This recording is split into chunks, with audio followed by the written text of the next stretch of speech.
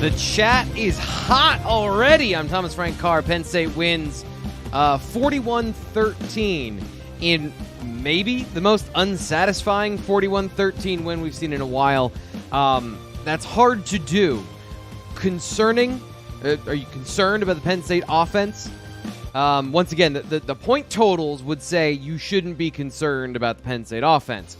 But it was 10-10 at halftime. Once again, Penn State plays to an inferior opponent in the first half and then explodes for 17 points in the third quarter, 14 points in the fourth quarter, including a late touchdown by the Nittany Lions to get closer to the point totals that we all expected coming into the game. And I also want to point out, it wasn't just the Blue White Illustrated staff. You heard Jake Butt, who I think is excellent. I very much enjoyed watching and listening to him on Penn State football broadcast because he knows what he's talking about, and he's telling you about it accurately in real time. To start the game, said, this is a game Penn State should be getting explosive plays. They should come. This is the game. And they never really did. A couple things aside, Keandre Lambert-Smith. Let's start with some good. 4 for 86 along a 35.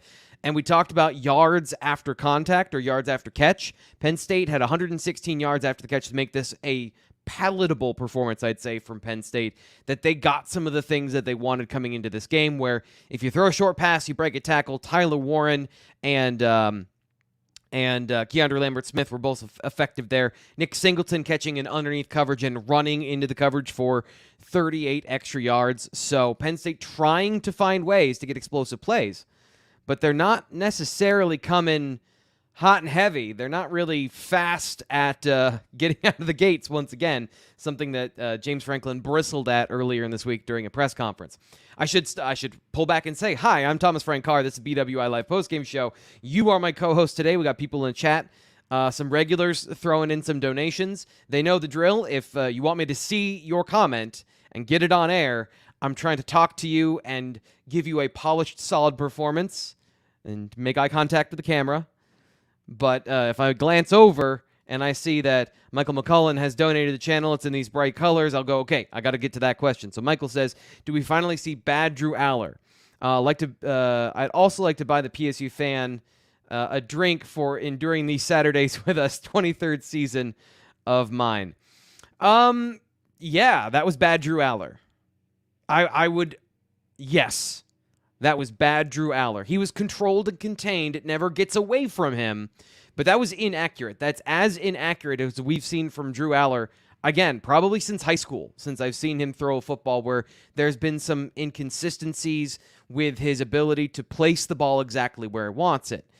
Missed the touchdown to Theo Johnson. That has been a thing of those end zone kind of going to the back pylon for him has been kind of an issue.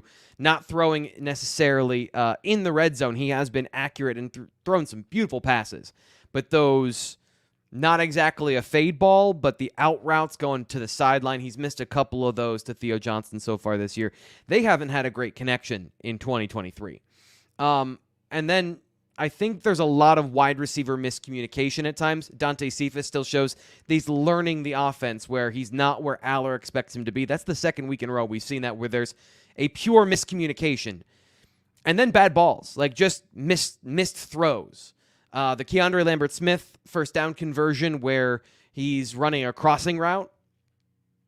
I struggle with this one because the receiver is supposed to settle into the zone. When it's zone coverage, a receiver settles into the zone. But if you look at the way that the routes were going, there was a route pulling the other zone defender away from where he's supposed to be. So who's right there? That's one of those where the coaching staff and the called play and Aller will know.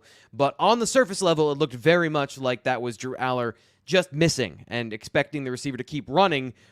But, okay, so let's step back from that of saying we're not quite sure. The way he threw it, when he threw it, if Keandre Lambert-Smith catches that and is running, he's going to get obliterated by Bryce Gallagher.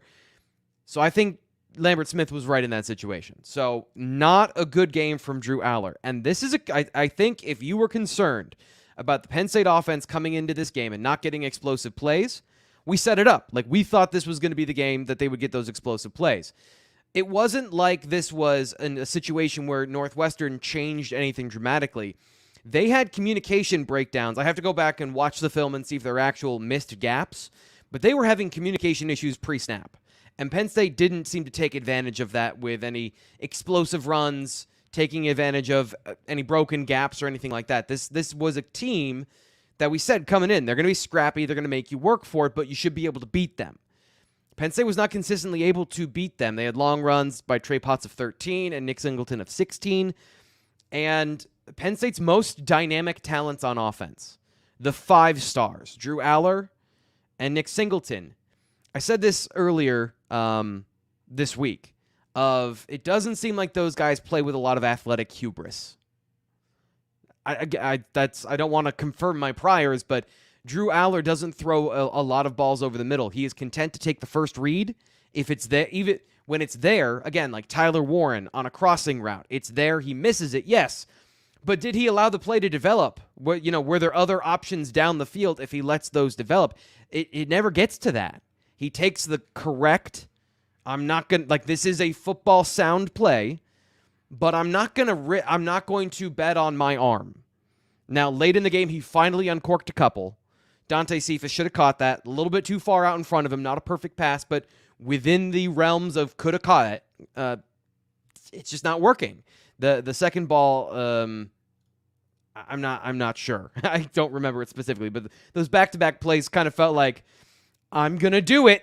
I'm finally gonna do it, and they do it, and it's somebody who.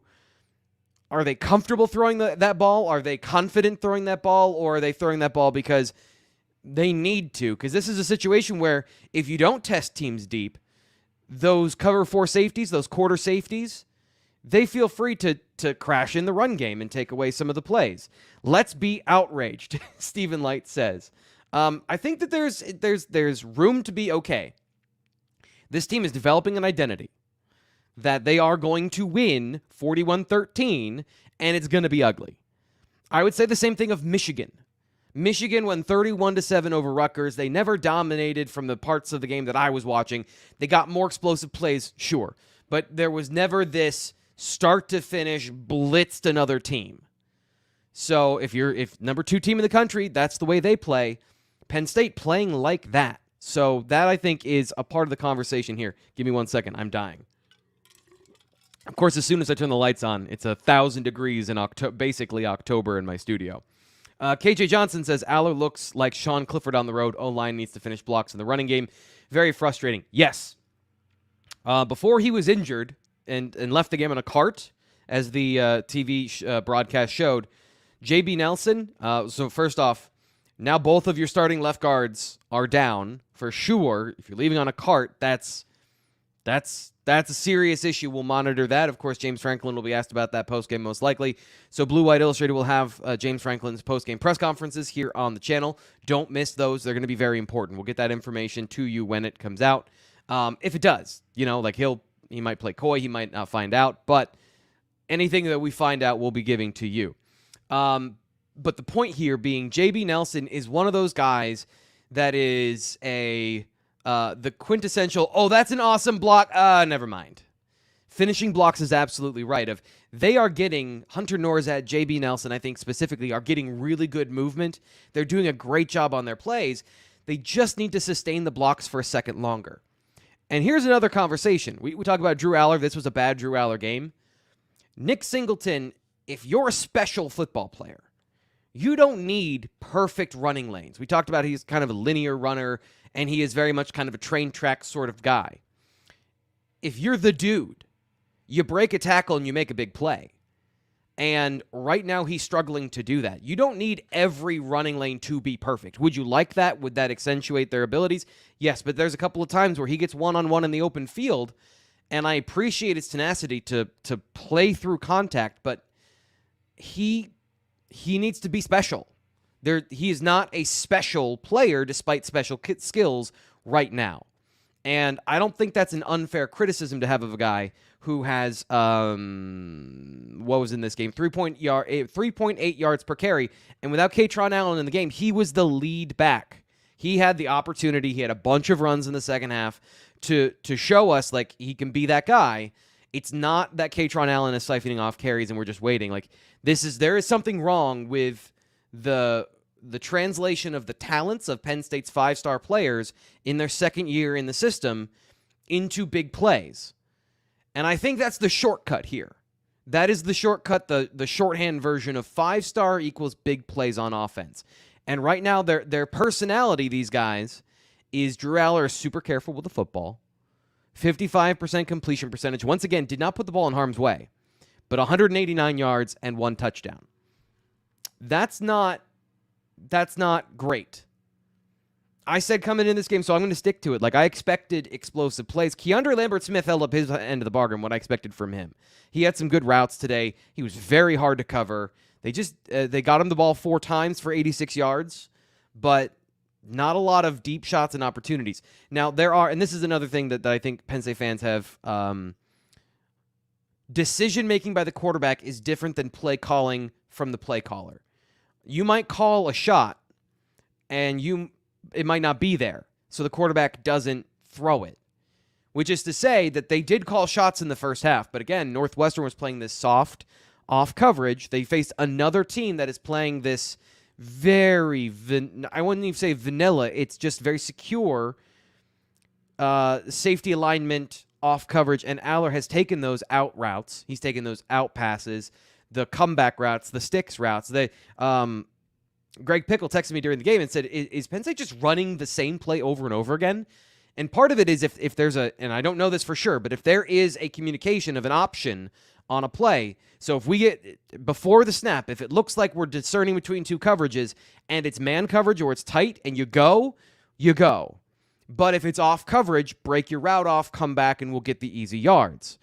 And if teams keep giving Penn State that, they're going to keep taking it. So yeah, kind of in a situation, it is the same play over and over again. It's the route that Aller is choosing to throw. And there are times where I'm not going to say he locks on to that because it is the right decision most of the time. But when he chooses that decision pre-snap, there's never the okay, this isn't perfect, I'm not going to throw this and look. And there's a couple of times I felt like Theo Johnson could have been open over the middle. Some of the players that we haven't heard from. If you operate in the middle of the field, I feel like that's not a great opportunity for you to see the football in this offense at this point. So there's an evolution that has to happen. I think Drew Aller, I'm going to call it after 5 games, needs to be more aggressive. And that is where we're going to start with our BWI Live Postgame Show. We'll get to your comments in just 1 second. Homecoming is coming up, and also Michigan. So if you want to go to those games, now we're getting down to it, right? So we're almost halfway through the season. There's only a limited number of home dates left. So go to alumlodge.com. Alum Lodge is a premier, basically it's an Airbnb for Penn State fans in Happy Valley to come and stay in the best possible way. If you want to live like we live here in State College, and I mean that in literally a house and not somebody's apartment and not a room in a place, check out alumlodge.com. I just love showing these. I love looking at Zillow. It's one of my hobbies. So I want to show you Alum Lodge because they show you the inside of these houses, and I'm super curious. They're really nice places. So let's take a look at one of them, and you could stay here. One of my favorite to look at is this horse ranch out in Bellefonte. You could stay here, play cornhole, have a campfire, then go to the game the next day with alumlodge.com and use promo code BWI for 10% off your first booking. Thanks again to alumlodge.com for being a sponsor of the show. Let's get to David Greeter. Balanced play calling, but no creativity or complementary play calling. You have to use the middle of the field and throw deep to keep defenses guessing. Mike Yurcich is way too pedestrian. It's bad. David, I agree, but I just don't know that it is Mike Yurcich. Because we saw him also dial up a beautiful touchdown with Bo Pribula and Trey Potts. So to say that it's not working is somewhat incorrect. It's just somewhat incorrect that the trigger man has a responsibility here. And that's what I've been hammering home through the first part of the show. If you're here, we've got a great crowd for a Northwestern game. I think the frustration has something to do with that. I was expecting a much sleepier day to start the day. So thank you for being here. I just want to say that first and foremost. Thank you so much for being here. But we do not play down to our competition here on the BWI Live show. So every single postgame show is going to bring you the same energy and intensity, and we hope you bring the same energy and intensity as well. Like the video, tell your friends about us. We're talking about the game here immediately afterwards. Crypto Ducat. We have seen Penn State do well with explosive plays in the past. This year, nothing. O-line not opening clean holes. Mike Yurcich play calling and Drew Aller and wide receivers not on their A game. We need explosive plays to beat Ohio State and Michigan. I was looking a little bit at Ohio State. I'm not sure they're elite at explosive plays just yet. I'm not trying to push back on the fact that you're correct. If this team could create explosive plays, I would say they are the clear favorite between Ohio State and Penn State, given how the defense is played. And I understand it's not against the same competition. Penn State hasn't played in Notre Dame, right? So that's unfair to say that. But what we've seen from this team of improving in the areas they need to improve, gap accountability by the defense. We haven't even talked 16 minutes in, and we haven't talked about another historic performance for the Penn State defense because of the offense. But that's where we're going to sit here for the postgame show, is a lot on the offense. We will get to the defense because a lot of the areas that we called for in the pregame show and earlier this week about areas of improvement absolutely nailed it across the board for Penn State football on the defensive side. But with the offense, if they were explosive, they would make you feel like this is a team that is complete. So, Crypto Ducat, I agree with you. But that's for a clear and obvious victory, I think, for Penn State, if they put all of that on film, which everyone that's a Penn State fan, that's what you want. You want the clear and obvious. You don't want the ambiguity of this defense having to save the offense and have these grind fests. But they have been good. Again, the middle eight was good for Penn State again. They got a touchdown, half touchdown. So they are able to make adjustments during the game. But I would agree I don't want to say that Mike Yurcich is the issue. I think there are some things where everyone wants to have better play calls. They are calling. So let me give you one situation that I think might lean into your comment. And this is the best thing I can do is just give you my observations based off of the play on the field and what I noticed that's being called. And one of the biggest problems here is you don't see what the safeties are doing. Like, I was trying to watch during this game, and the broadcast gives you like this of what's going on in football. So if you can't see the secondary, you don't know what the coverage is, so you don't know what the routes into that coverage and how that part of the game is playing out. We will have that on T. Frank's Film Room at BlueWhiteIllustrated.com over the next couple of days. I might stretch it out a little bit because we're in a bye week and I need to take a breath myself. But it's coming up this week, and we'll get into that particular part. One area I can tell you, Penn State went to their big play action elements again, meaning they brought a tight end into block, another tight end into block, and then a running back to block. So you have 3 of your 5 eligible receivers blocking. You're trying to create those big explosive play sets. That's classic football. We're going to keep everybody into block, and we're going to have 2 routes. Well, if those 2 routes are called into a soft cover 4, there's nothing on that side of the field. There's no viable route. So Drew Aller has to check the ball down, or he has to throw it away, or something else has to happen on that play. And the play in particular, you leave all those guys into block, and then Tyler Warren allows a pressure because you left him into block, and it wasn't Caden Wallace. So you're damned if you do, you're damned if you don't in that situation, and that's part of the play calling of, okay, they tried. It's not like they didn't try different things. And that's another part I want to get to here, where one of the ways that teams attacked this Northwestern defense was both condensed formations and spread to run. Penn State got a great look at a spread to run call where they had Nick Singleton between the tackles and there were only 5 guys in the box. You got to make a play. There was a hole, there was a run lane. The guy uncovers late, but like I don't want to be part of the no excuse crowd, but that's Minnesota's running backs made plays there. They made guys miss, and they got explosive runs. Penn State has struggled to make guys miss. There's going to be contact at the line of scrimmage. So there's one thing I would disagree with some of the commentaries. There's going to be contact at the line of scrimmage in college football because offensive linemen and line groups in general, these aren't professionals. They may be talented. I may think that Hunter Norzad and J.B. Nelson were doing a great job early in the game. Shout out to Olufashanu, who's had a massive improvement in his run blocking. But 5 guys across the board on every single play, you are going to get contact at the line of scrimmage. And that's, again, going back to you got to call on your stars to be stars. If Nick Singleton, and, I like Nick. I think he is super intense and wants to be great. You can see his visible frustration.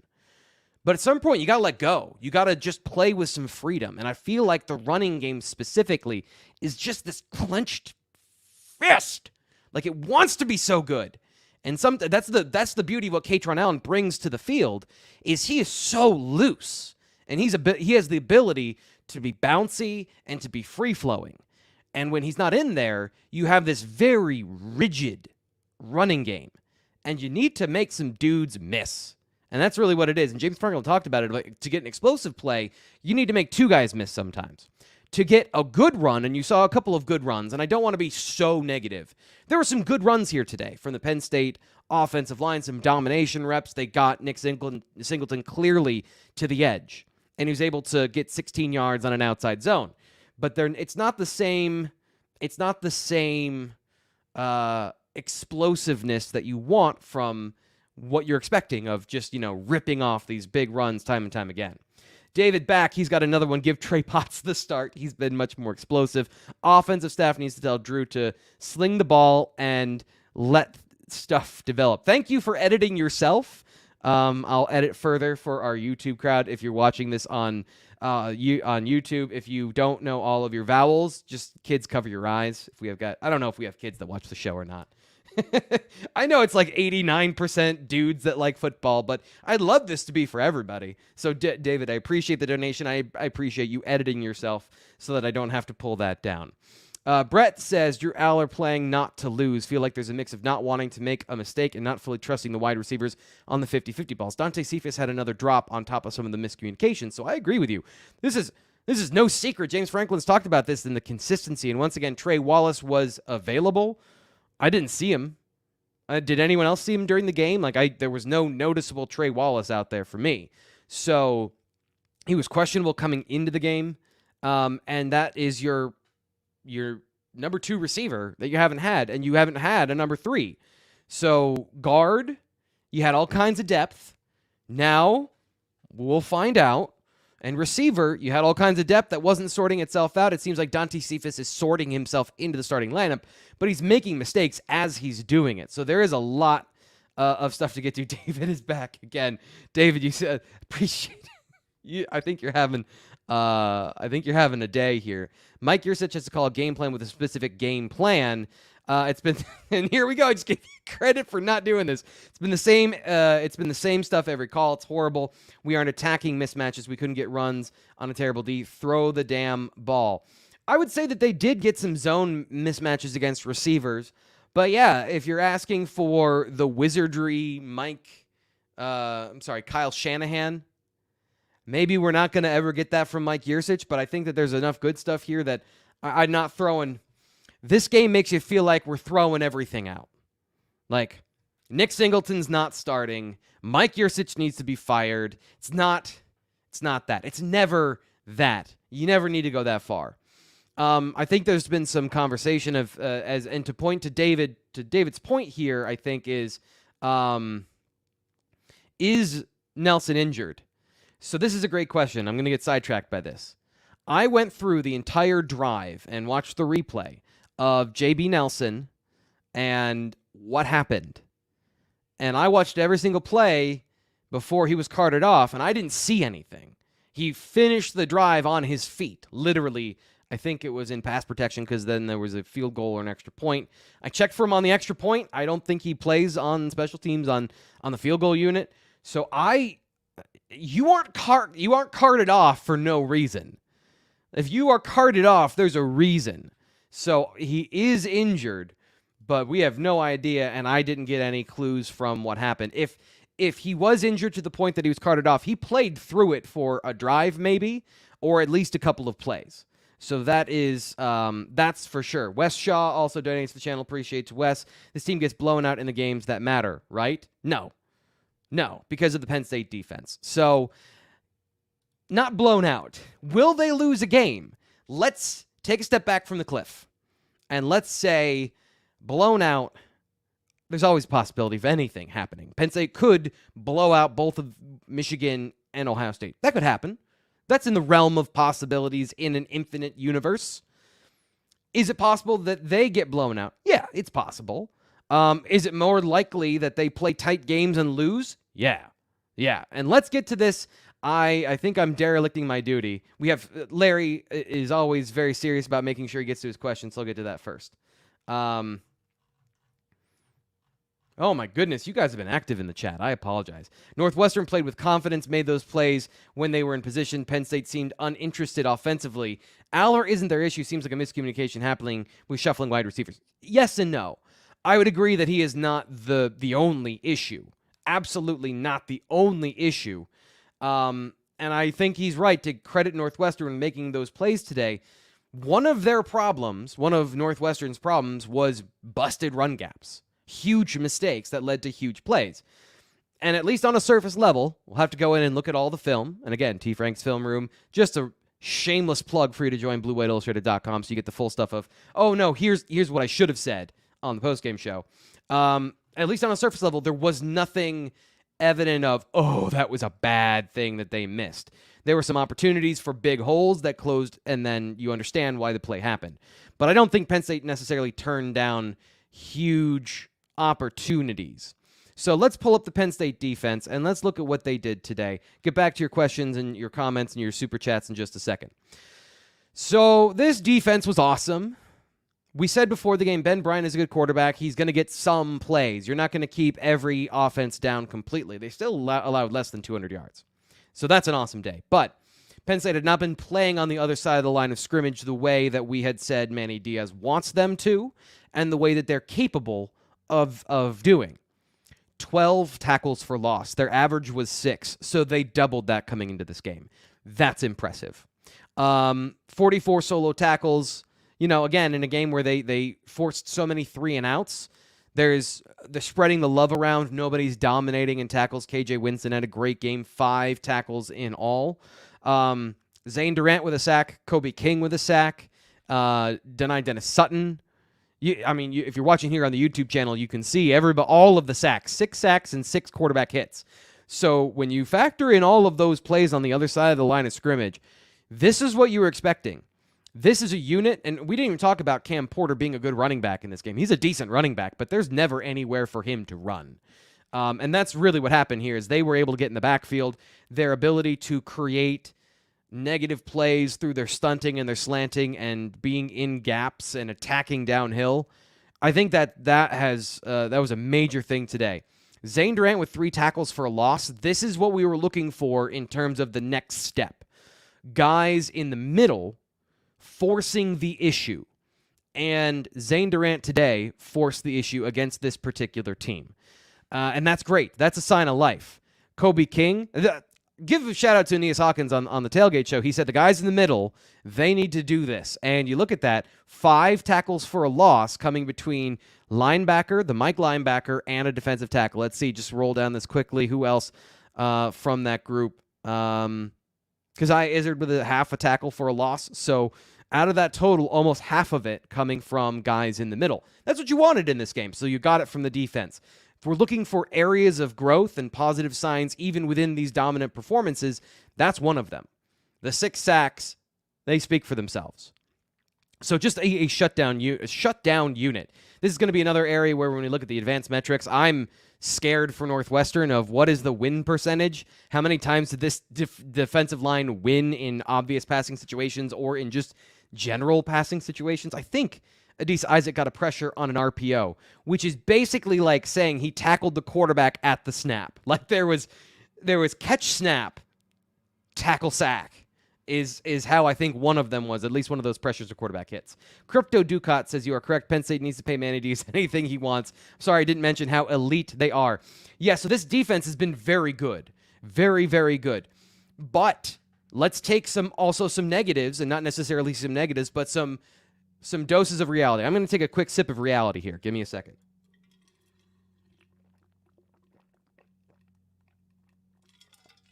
Thank you. So our quick sip of reality brought to you by... I should have had my Bird Dogs tumbler. They gave up some passes today in one-on-one. That's the goal of this defense, is to shut down the passing game. And so in single coverage, like you might see, Kalen King, once again, didn't get a lot of work, didn't get a lot of plays in coverage. They will give up more of those against Ohio State. They'll give up more of those against Roman Wilson and J.J. McCarthy. It's not going to be this all year. But against all of the bad teams, it is. Against all of the teams that can't win those one-on-ones. And again, it wasn't like these were wide open plays. Northwestern's receivers, they're pretty good at getting those contested catch situations. They're feisty. This is another part of the team that's just feisty. So they won a couple. Penn State won a couple. They were able to get, 13 points in the game. That reality came back up on me in a second, just there for a second.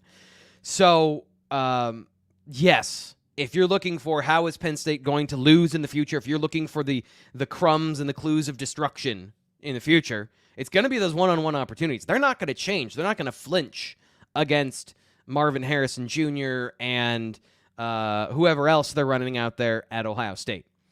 So we'll get in, and that's the whole point, though, is we'll get into those matchups when they come. I'm going to do a little bye-week advanced scouting to look at Ohio State and say, okay, is the boogeyman for real? What's going on there? And Penn State, they got to play their best in that game, and they've played really good so far, so their best is clearly going to be on par, barring massive breakdowns in what we've seen with what happens in the future. So David Greeter had this up. He says, that's exactly my point, T. Frank. That's trash play calling. He's doing it over and over. Run, 11 of 10 personnel, throw the ball, stop bringing tight ends in the block. That's on Mike Yursich.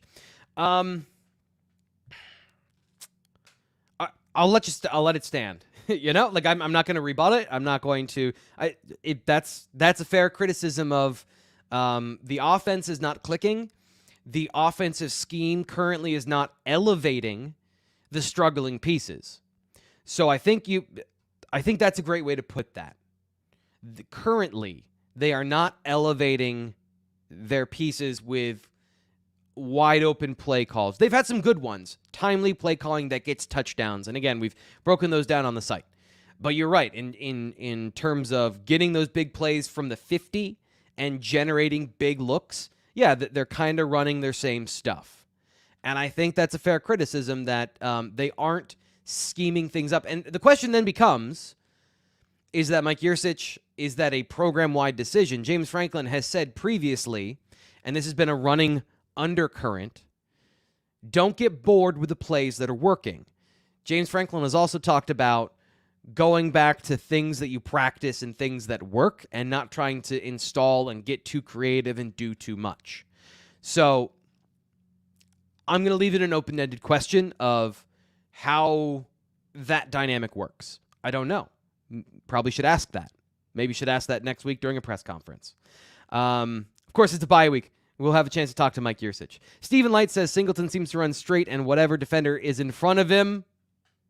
Yes. And for those people looking or listening on the podcast, it's a shrug emoji in his comment, and that's exactly right. That's it. Yes. He's going to run over that guy. He's going to make that guy don't stop in front of trains. But the problem is the train is derailed. It's not like the train keeps going. Got some more comments here in the chat. KJ Johnson, shout out to the defense for doing what they are supposed to do against lesser teams. An elite unit that was huge after the opening kickoff fumble. Yeah, it was textbook. So KJ brings up a great point here, talking about the sudden change and Penn State's response to it. Because we talk about gap responsibility. We talk about playing your situation correctly. And on that first run, it was textbook. They slant their defensive line. They get guys in gaps, so your linebackers get a free shoulder to just kind of dip under, and you funnel the running back to the unblocked player, who was KJ Winston, dropping down playing basically the will. Like dropping down and playing the will on that play where he is an extra linebacker in the box. So he gets down in there, plays just like a linebacker, and gets a tackle, setting up another 3rd and long. And then a great call by Manny Diaz to show pressure, not go to pressure, and then rally and tackle on that screen. And that was really one of the chess matches that worked today, of Penn State showing the pressure, dropping out of it, and being able to bail to those screens, not playing one-on-one, but having a couple of times, I think it was cover 2, because Kalen King attacked it really hard and was able to break up the play before it really had a chance to go anywhere. So a good play calling, good play design. They'll give up some of those against the teams later in the future, but today They put it on film that it worked. And there was a couple of times, again, they were able to get pressure up the middle in the A gap. Chop Robinson taking one for the team, basically getting a double team, being the nose tackle, and getting Adisa Isaac free for a play that you won't know it, is a throwaway, but great pressure because Adisa Isaac ran that hoop, kept his stunt really tight, got up the A-gap, put pressure in the face of Ben Bryant, who had to throw the ball away. Another thing I want to get to today, one of those hidden plays, Northwestern was trying to target Penn State's linebackers. At least part of their game plan was targeting Penn State's linebackers, wheel routes, go routes, getting Abdul Carter and Tyler Elsdon, and even Kobe King one-on-one with the running back with Cam Porter. Kobe King played a great game today. And I wasn't even going to start with him, but it just kind of led me into that point. Kobe King has been guessing a little bit so far this year. There have been times where I felt like he hasn't been dialed into the play, and he has been trying to make a play instead of being calm, being alert, and playing with anticipation, playing ahead of the offense. Today, that was what he did. We called this out, BlueWhiteIllustrated.com on T-Frank's Film Room. One of the things that we saw in the game against Iowa, he was late, bad angle on a running back. We see it again, bam. That was something that Northwestern saw, and they tried to attack. It did not work. Tackles in the backfield, tackles for loss. And the point I was going to make originally, same thing with Abdul Carter. He's turning into a really good coverage linebacker against tight ends and guys in single coverage. I think the zone instincts are still developing. He's doing a good job. Hasn't been targeted a whole lot to even make that matter. But his ability to play in man coverage and to not get picked, be in position. There was a wheel route to one of the tight ends that they tried to set up with some motions and then, a jet motion where he's coming through and then going up the sideline. Abdul Carter sat on top of it, so the guy was forced to break off, come back, and Ben Bryant threw it wild out of bounds because there wasn't what he expected, because Abdul Carter killed the play before it had an opportunity to even happen. So shout out to those guys for good coverage and good play in those particular situations. Sam Nabel says, seems like a great time to have a bye week. Lots to be excited about even on offense. Do you think there'll be more to unlock on offense in the next half? I do. So I think David has a point, and this goes into the next thing. Penn State needs Oklahoma State Mike Yurcich. That's why he was hired. Not awful to expect that, T. Frank. That's what needs. That what he needs to be. It hasn't been. Period. I think in the passing game. See, David. This is the thing. Is like that is Oklahoma State Mike Yurcich, but it's Big 12 defenses. A lot of this stuff was vertical. Meaning they're running vertical routes to attack soft coverages and try to run by them. Because for the most part, there aren't a whole lot of Big 10 defensive ends and defensive tackles in the Big 12. You'll have your Oklahomas. You'll have a couple of guys crop up here and there that are good pass rushers that go on to play in the NFL. So I'm not trying to make a blanket statement. But generally, they play soft coverages that you try to attack deep.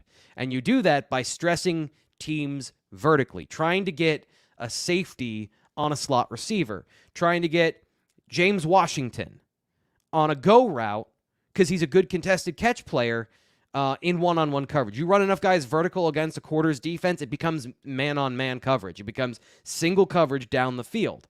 So that's Mike Yurcich. That's what he does. Like those vertical routes, I think he's adapted and evolved a little bit and done a little bit more. They do more crossing routes. They do more full field things. But if you're looking for air raid Mike Yurcich, like that's not coming back at Penn State. I don't think that's going to be a part of what we see. Wes says he's ready to jump. Hopefully I did keep you away from the edge here. Wes, I hope that's what you're referring to. Like, let's come back from the edge. I hope I talked you off the ledge. Jamie Hamlet says, seems like man coverage might be our passing game's worst nightmare. Seemed like our receivers struggled most of the day to get separation. Is it accurate? Yes. If we go off of what David just said of wanting Oklahoma State Mike Yurcich, and we're talking about those deep plays, and it's off coverage a lot. It's not a lot of man coverage. But if you run through that zone, you got to find a way to get open. But yes, I do think that if you singled these guys up and you played them one-on-one, Keandre Lambert-Smith, I trust him to win some. I would trust Tyler Warren to catch and break a tackle as long as he catches the football. But beyond those options, do you think Penn State has a ton of options. So if you double any of those guys, you take away the first read or Keandre Lambert-Smith slips on a play, do you have the horses elsewhere to get open? I'm not sure. It's better than last year. So I just want to say it's better than last year in single coverage. But they've been seeing a lot of this off stuff. They've been seeing a lot of these teams. That's what we covered on the Friday show here on the YouTube channel, is like they've seen so many of these quarters defenses. West Virginia, Iowa, Delaware played 5 safeties deep, like the 5 deep defenders at times. They played these quarters defenses with a middle hole defender in the middle of it, which means there's 5 guys. That's basically prevent, and that was part of their base packages. So teams have said, we know Mike Yurcich, we know James Franklin, we know you want to get explosive plays. We're going to have your quarterback. We are going to say, like, your best option here is to dink and dunk and make him make good decisions. And so far, he's done that. But they've got to break this. They've got to tell teams, you can't do that anymore. And they have not found the formula so far to make that happen. Blue Jay says Singleton looks out of shape and slow. He's not out of shape. I can promise you, having seen him in person, and that's not that's one of those things you have to do in person sometimes, is get an assessment. Nick Singleton is in great shape. But I will agree that there is something different about him this year. I don't know what it is. I don't really want to say. I don't want to guess.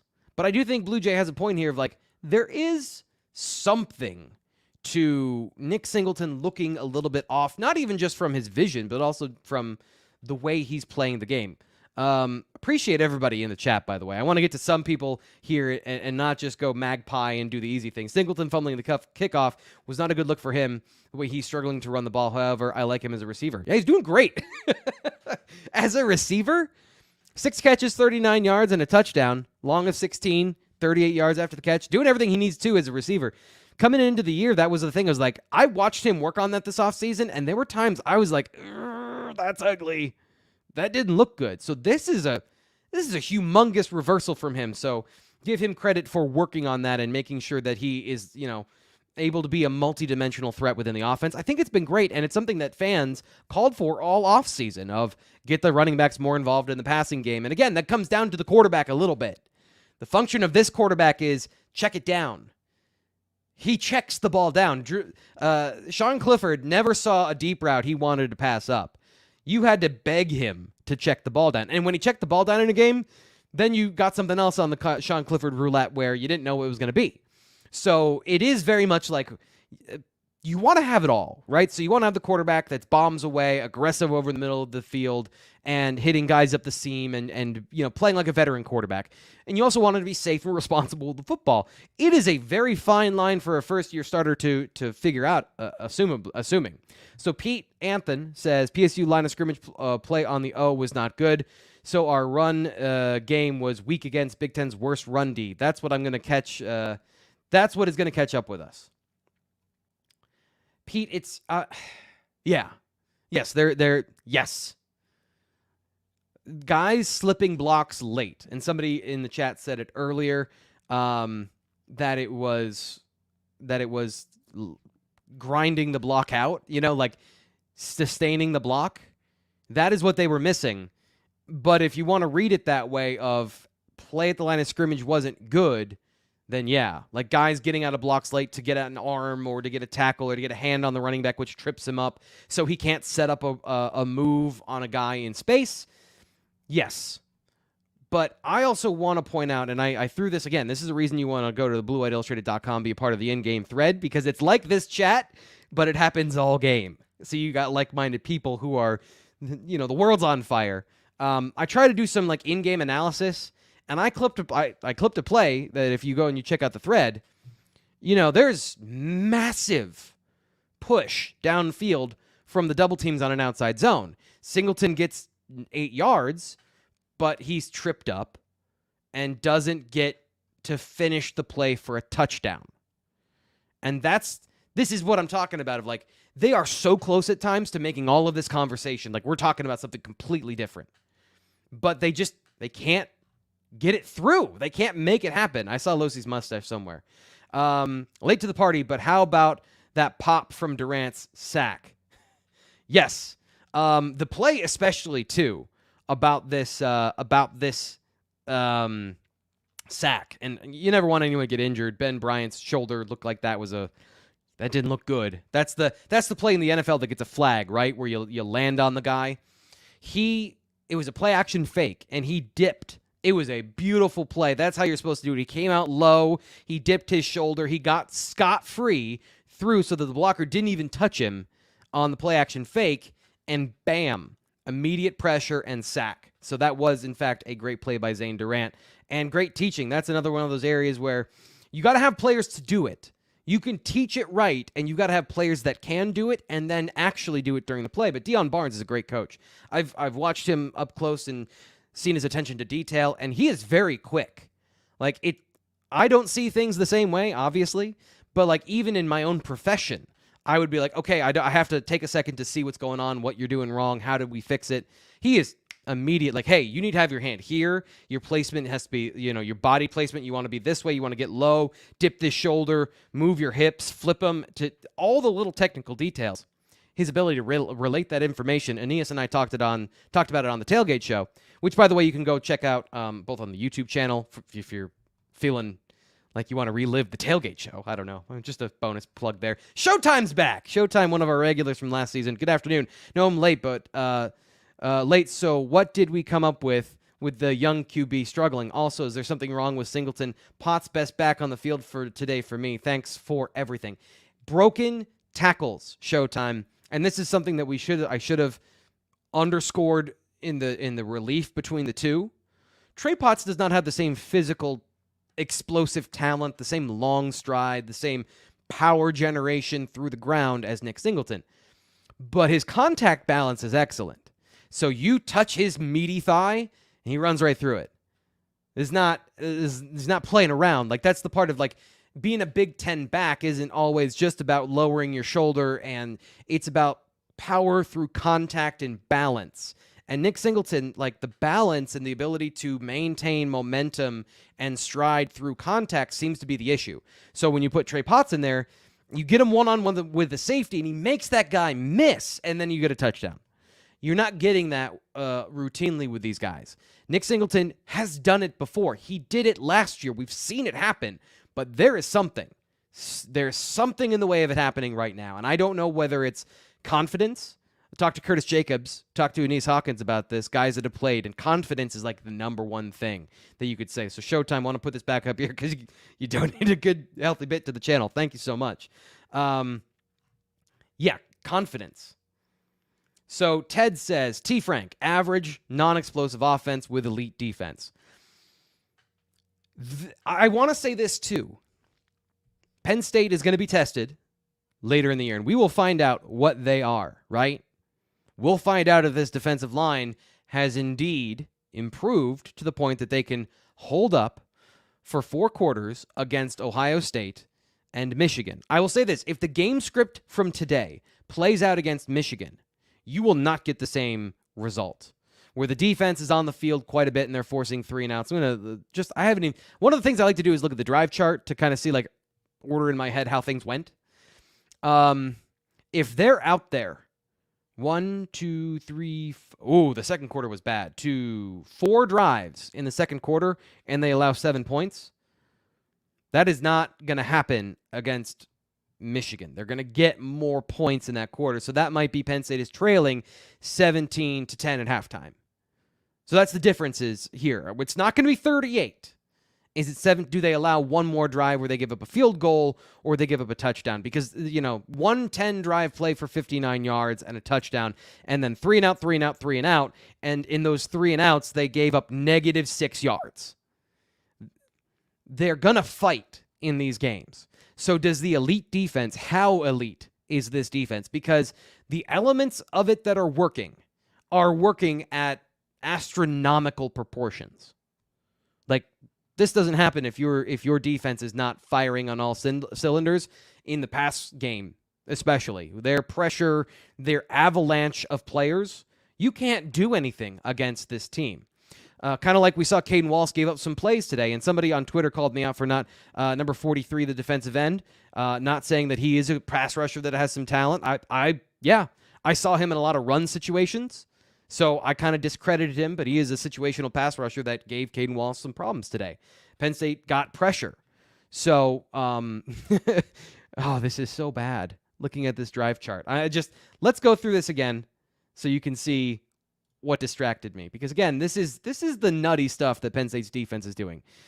So we're looking over here on this side of the I apologize, this isn't super. Let me see if I can get this a little bit bigger. I'll pull this down. Okay. So after the touchdown drive, Penn State gives up a 3-and-out for -3 yards, a 3-and-out for -4 yards, 3 for 1 yard, 4 plays, which I think there might have been a false start or a penalty in here, and then turnover on downs on a 4th down fake on the punt. That's speechless football. That is speechless. And then to come back with a late interception because once again, they've gone, is this 3 straight games or 4 straight games where they forced the backup quarterback into the game? I'm not saying that everyone loves the fact that the guy was injured today, but they forced the backup quarterback into the game multiple times, sometimes in the 3rd quarter. Crypto Ducat is back. Just watch Michigan break a 3rd and 1 for 20-yard touchdown. Penn State not doing that all year. Nebraska on par with Northwestern, maybe a bit better, especially on D. Yeah, they've been more explosive in their run game. So I haven't seen the play, but this is something I was thinking about watching some of these plays that Penn State isn't getting that other teams are. 3rd and 1, and we saw this last year from Penn State. It's kind of like, and actually it is functionally cover 0. If you're selling out to stop the run, there's nobody deep. So if you break a tackle at the line of scrimmage or you get great blocking at the line of scrimmage, those are possible. Right now, Penn State is not getting great blocking.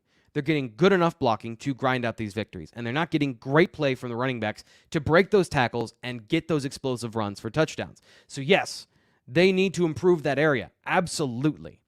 But that is the difference that we're talking about here. Football's game of inches, cliche. That's the difference is in those situations. Low key, I said this, I think Penn State misses Bryce Effner. One of the biggest engines of the T formation was they had Bryce Effner, who was not the biggest guy in the world, but for some reason, he could move dudes. He could blow people off the line of scrimmage. Caden Wallace is strong. Caden Wallace gets good movement. But they haven't had some TKOs in the T formation. And teams are doing interesting things where now they're spreading out and trying to, basically put a hard edge on the T formation. That's why you're seeing, by the way, Penn State quarterback sneak from like the 5-yard line because there's nobody in the A gap.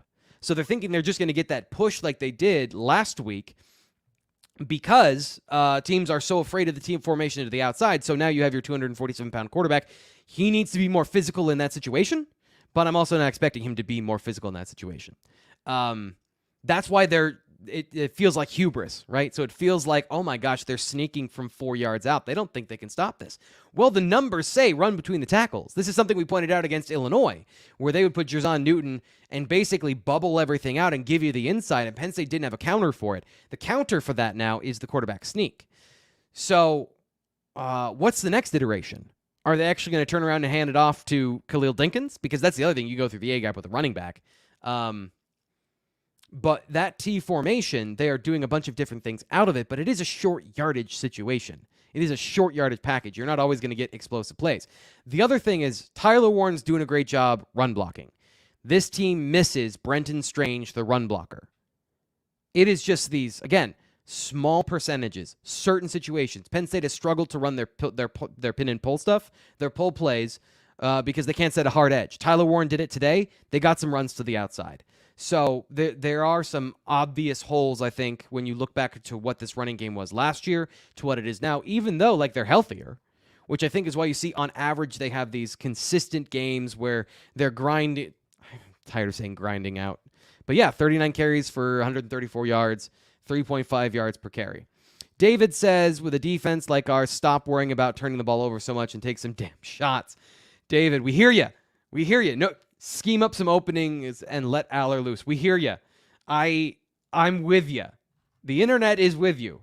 So completely agree on all of those. Ted says, maybe have a spy on 3rd and a mile. Okay. We're going to take another sip of truth juice.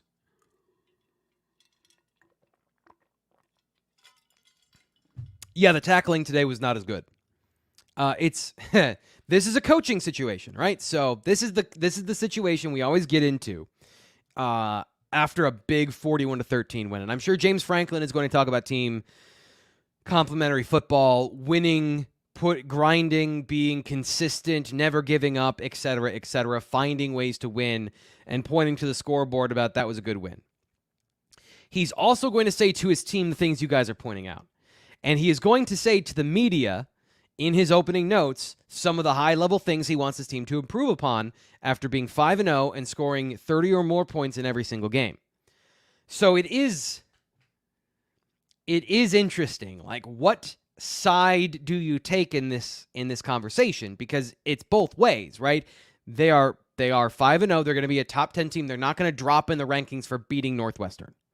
No one's going to penalize them for this close win, where it's not close. I mean, even in the regulation before the stat padding, and somebody said, shout out for the stat, the way to cover for, I think it was Daquan Hardy with the pick.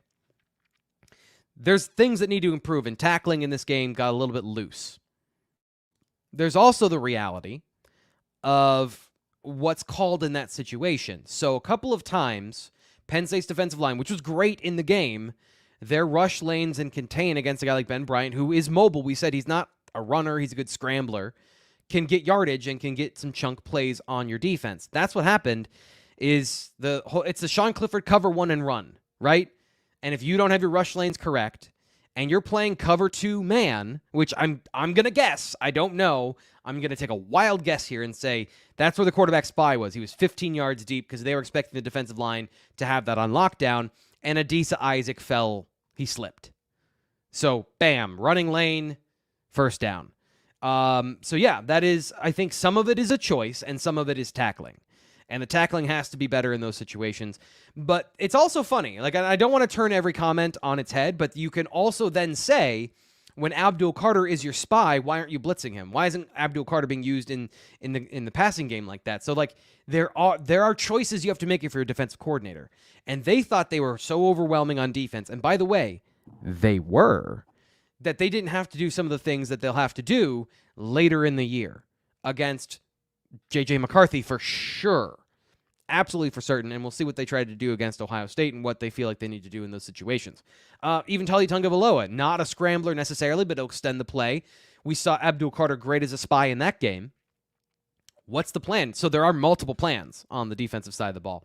So, Ted, yeah. The 3rd and a mile, they never make you feel good about it, do they, Ted? It's 3rd and 20, and against, who was it?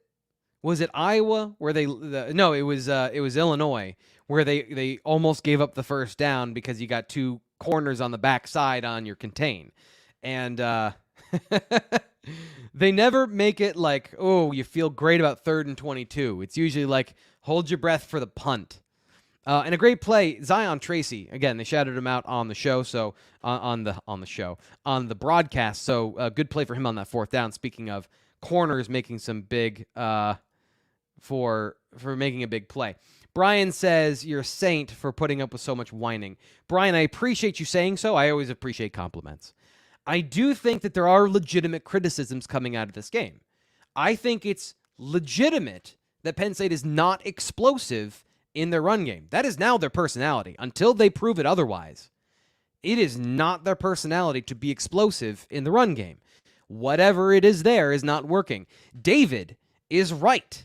They're not attacking the middle of the field.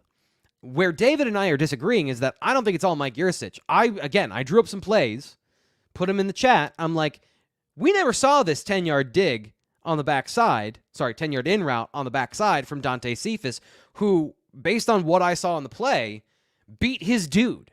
And that's like, if you throw the ball on time and on target and he's crossed the face of that defensive back, that's a first down, first off.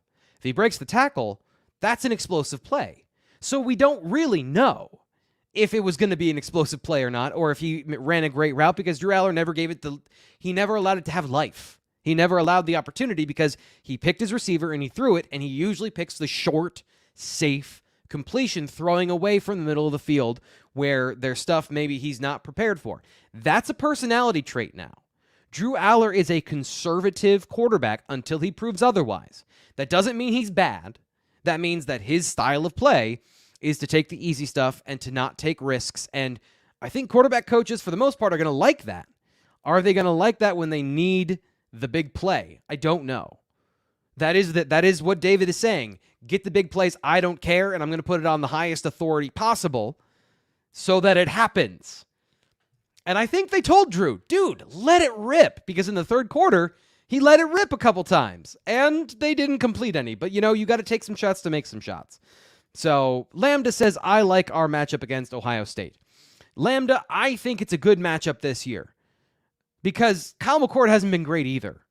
I have seen very little of Kyle McCord, but the first couple throws I saw, they weren't great. They didn't look like a guy that was in command and was this really dangerous quarterback that's going to do all the things Drew Aller isn't doing right now. So 2 first-year starters, it's a great opportunity to win that game. We'll get into the matchups, we'll get into the defense, we'll get into all of the things that will go into that game when we get there. And by the way, we're going to get there next week, come hell or high water. I'm going to look at the Ohio State footage early, so I have a good opportunity to go in that game with some semblance of knowledge. But yes, I would say looking at Ohio State, the way they played last year, the talent they have, and a new quarterback, some of these situations, I think it's also a good matchup on the surface in some of the kind of high-level things. So Penn State has an opportunity this year, even with the style of play they have now. Because here's the other thing. If they play let's make this easy.